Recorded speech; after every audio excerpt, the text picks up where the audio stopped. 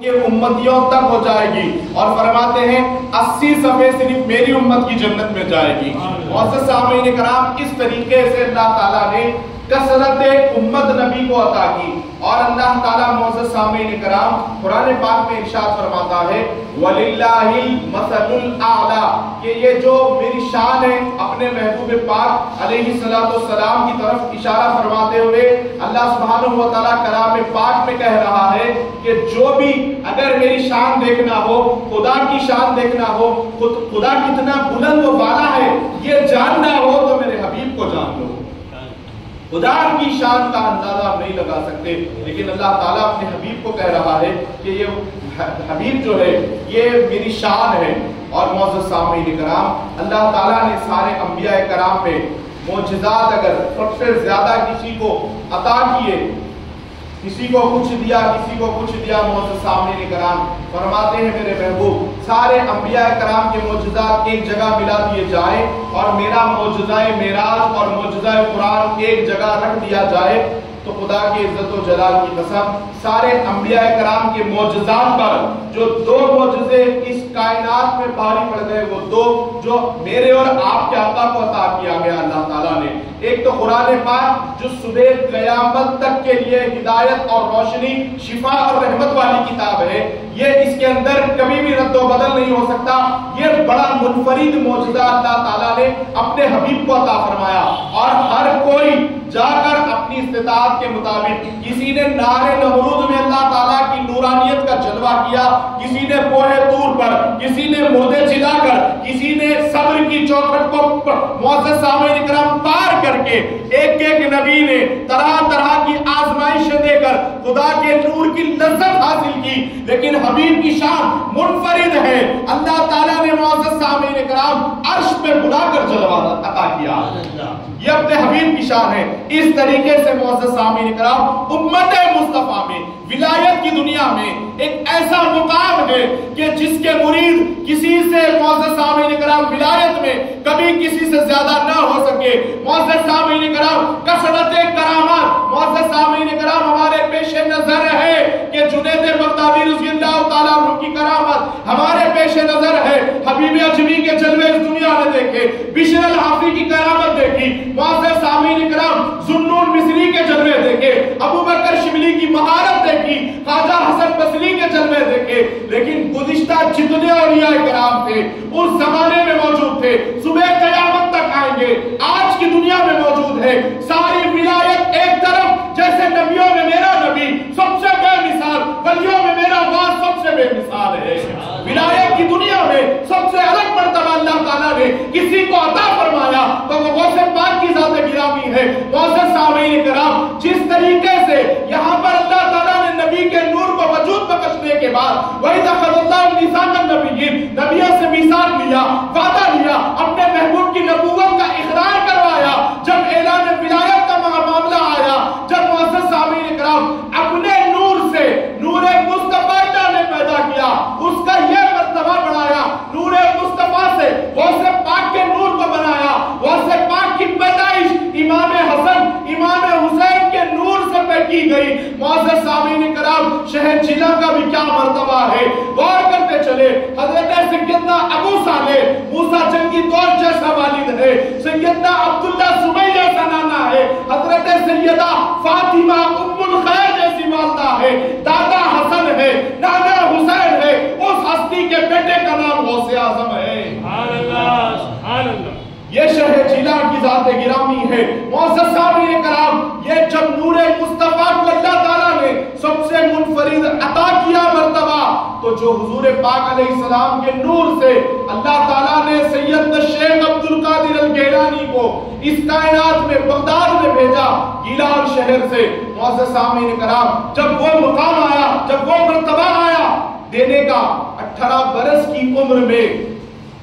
یہاں پر جیسے نبیوں سے اللہ نے وعدہ لیا، یہاں پر اب الہام کر رہا ہے، اے عبد القادر کھڑے ہو جاؤ بغداد کے منبر پر اور اعلان کر دو قدمی ہذہ علی رقبۃ کل ولی اللہ۔ اے عبد القادر اعلان کر دو ہم نے تمہارے قدم کو ہر ولی کے گردن پر رکھ دیا۔ معزز سامعین کرام، لمحہ فکر دے رہا ہوں، تصور کرے ایک طرف خدا ہے، ایک طرف غوث الورا ہے، اور اللہ تعالیٰ یہ ارشاد فرما رہا ہے وہ کیا منظر ہوگا منبر کا بغداد شریف کے، وہ امامے کا عالم کیا ہوگا، وہ غوث پاک کے نورانی چہرے کا عالم کیا ہوگا، اور جتنے مجلس میں بیٹھے ہیں غوث پاک کی وہ خوش نصیبوں کا عالم کیا ہوگا، کیا ان کے مقدر ہے جنہوں نے میرے آقا کریم دستگیر کو منبر پہ کھڑے ہو کر یہ ارشاد فرماتے ہوئے سنا، قدمی ہادی علی رقبۃ کل ولی اللہ، اے لوگوں اعلان اللہ تعالیٰ نے مجھے اس کا حق دیا اعلان کا کہ یہ میرا قدم ہر ولی کی گردن پر ہے۔ معزز سامعین کرام کوہرام مچ گیا بغداد کے منبر سے لے کر، معزز سامعین کرام ہر کوئی اپنا سر جھکا رہا ہے ولایت غوث اعظم کے آگے، وہ سرتابہ تسلیم و رضا ہو کر کھڑا ہو رہا ہے۔ کیا لمحہ، کیا دن ہوگا، کیا بغداد کی جامع مسجد کا مقدر، وہ منبر پر قربان جاؤ جس منبر پر غوث اعظم کھڑے ہو کر خطبہ دیا کرتے تھے۔ آپ نے اعلان کیا، اور کریں آپ، نبیوں میں سب سے الگ مرتبہ اپنے محبوب کو عطا کیا، ولایت میں ان کی آل میں ان کے شہزادے میں، جو امام حسن امام حسین کے نور کو جب ملا دیا جائے، حسنین کریمین کو جوڑ دیا جائے، سیدہ کائنات کے نور کو ملا دیا جائے، جب تصویر بنتی ہے غوث اعظم کی،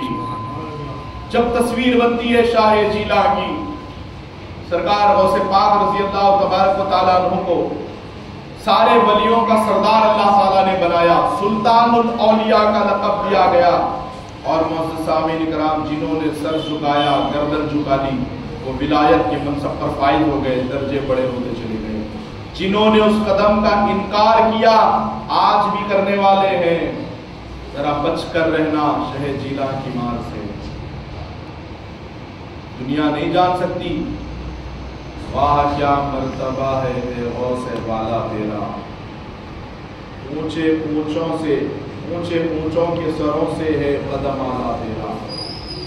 ارے سر بھلا کیا کوئی جانے کے ہے کیسا تیرا،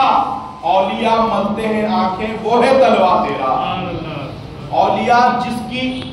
ملتے ہیں تلوے پہ، معزز سامعین کرام آنکھیں وہ غوث پاک کا قدم ہے۔ اور معراج کی شب اللہ تعالیٰ نے حبیب کے آگے جبریل امین جیسے فرشتے کو آنکھ ملنے لگا دیے، اور ولایت کی دنیا میں غوث پاک کو اس کا فیض یہ ملا۔ معزز سامعین کرام ہر ولی غوث پاک کے تلوے مل رہا، شہ جیلا کو اللہ تعالیٰ نے وہ مرتبہ عطا کیا، یہ شان ہے پیران پیر سرکار رضی اللہ تبارک و تعالیٰ عنہ، یہ مرتبہ ہے غوث پاک کا۔ بغداد شریف میں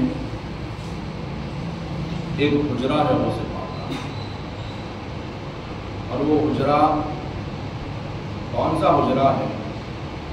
وہ حجرہ ہے جس زمین نے، جس خوش نصیب زمین پر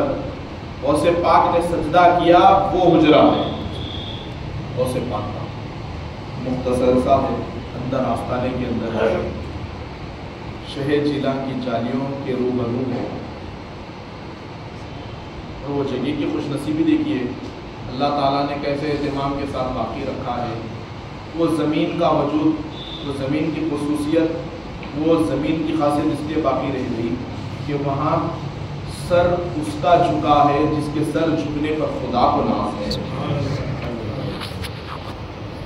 خدا کو ناز ہے، سجدہ بھی ہو تو ایسا کرنے والا ہو، کبھی موڑ میں آ جائے، کھڑا ہو جائے، وہ شان ہے غوث پاک کی۔ ایک رات میں ایک رکعت میں 17 پارے تلاوت کر دے، ایک رکعت میں 28 پارے پڑھ لے، پھر دوسرے میں 29 اور 30 مکمل کر لے، 20 30 پارے ایک رکعت میں کھڑے ہو کر، تو وہ جگہ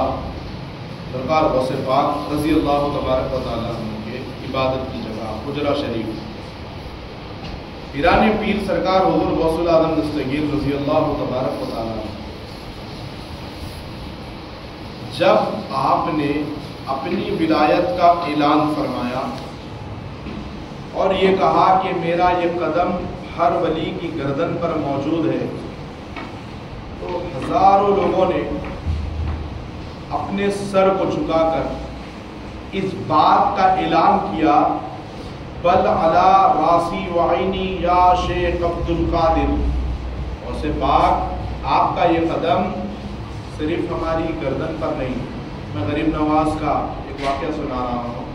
خراسان کے جنگلوں میں خواجہ خواجگاہ ہند الولی عطا رسول عبادت کے اندر موجود ہے، اور غوث پاک کے خطبے کا حال کیا ہوتا تھا؟ الحمدللہ فرماتے تھوڑی دیر ہوتے، پھر دوسری دفعہ الحمدللہ فرماتے۔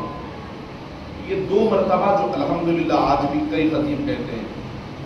بہت سے لوگوں کو معلوم بھی ہوگا، بہت سے لوگوں کو معلوم نہ بھی ہوگا، ایسا ہو سکتا ہے۔ اس کا ریزن کیا ہے؟ وجہ کیا ہے؟ یہ کس کی سنت ہے؟ یہ شاہ جیلہ کی سنت۔ سرکار شاہ جیلہ سے پوچھا، سرکار آپ 2 مرتبہ کتاب شروع کرنے سے پہلے الحمدللہ کہتے ہیں، اس کا راز کیا ہے؟ اس کا ماجرا کیا ہے؟ سرکار غوث پاک فرماتے ہیں، جب میں پہلی دفعہ الحمدللہ کہتا ہوں تو جتنے عالم ہیں اللہ تعالیٰ پورے عالموں میں میری آواز کو پہنچا دیتا ہے، اور جو آنا چاہتا ہے، جنات ہو یا دیگر مخلوقات ہو، وہ ایک الحمدللہ سن کر میرے خطبے میں آ جاتے ہیں۔ اور جب میں دیکھ لیتا ہوں کہ پوری مخلوقات جو انسانوں سے ہٹ کر دیگر ہے، غوث پاک کا یہ مقام ہے۔ معزز سامعین کرام، جب غوث پاک کلام کرتے تھے تو شرید بھی آ کے بیٹھ جاتے، فرید بھی آ کے بیٹھ جاتے، جنات بھی آ کر بیٹھ جاتے، نباتات آ کر بیٹھ جاتے۔